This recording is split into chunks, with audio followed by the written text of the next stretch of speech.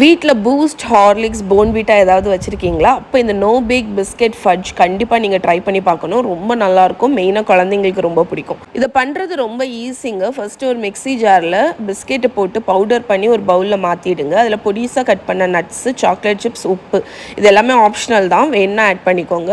நல்லா கலந்து விட்டுருங்க. இப்போ ஒரு சாஸ் பேனில் பட்டர், சுகர், பால், அதுக்கப்புறம் நம்மளோட பூஸ்ட் இல்லைன்னா போன்விட்டா இல்லைன்னா கொக்கோ பவுடர் கூட நீங்கள் ஆட் பண்ணலாம்.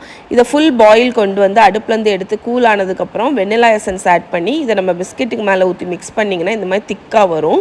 இதை நம்ம பேக்கிங் ட்ரேயில் போட்டு நல்லா ஈவனாக ஸ்ப்ரெட் பண்ணி ஃப்ரிட்ஜில் ஒரு 2 மணிக்கூர் செட் பண்ணிடுங்க. அதுக்கப்புறம் எடுத்து சின்ன சின்ன பீசஸாக கட் பண்ணிங்கன்னா நம்மளோட நோ பேக் பிஸ்கெட் ஃபட்ஜ் நிமிஷத்தில் ரெடி ஆயிரும். இதை கண்டிப்பாக ட்ரை பண்ணி பாருங்கள். இதே மாதிரி நிறைய ரெசிபீஸ் என்னோட வெப்சைட்டில் இருக்குது, yummy.com. மறக்காமல் செக் பண்ணுங்கள். அண்ட் இதோட ஃபுல் ரிட்டன் ரெசிபி கீழே டிஸ்கிரிப்ஷனில். வீட்டில் பூஸ்ட், ஹார்லிக்ஸ், போன்விட்டா ஏதாவது வச்சுருக்கீங்களா? அப்போ இந்த நோ பேக் பிஸ்கெட் ஃபட்ஜ் கண்டிப்பாக நீங்கள் ட்ரை பண்ணி பார்க்கணும். ரொம்ப நல்லாயிருக்கும். மெயினாக குழந்தைங்களுக்கு ரொம்ப பிடிக்கும். இதை பண்ணுறது ரொம்ப ஈஸிங்க. ஃபஸ்ட்டு ஒரு மிக்ஸி ஜாரில் பிஸ்கெட்டை போட்டு பவுடர் பண்ணி ஒரு பவுலில் மாற்றிடுங்க. அதில் பொடிசாக கட் பண்ண நட்ஸு, சாக்லேட் சிப்ஸ், உப்பு இது எல்லாமே ஆப்ஷனல் தான். வேணுன்னா ஆட் பண்ணிக்கோங்க.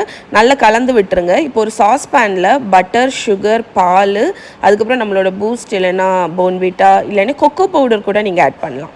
இதை ஃபுல் பாயில் கொண்டு வந்து அடுப்புலேருந்து எடுத்து கூல் ஆனதுக்கப்புறம் வெண்ணிலா எசன்ஸ் ஆட் பண்ணி இதை நம்ம பிஸ்கெட்டுக்கு மேலே ஊற்றி மிக்ஸ் பண்ணிங்கன்னா இந்த மாதிரி திக்காக வரும்.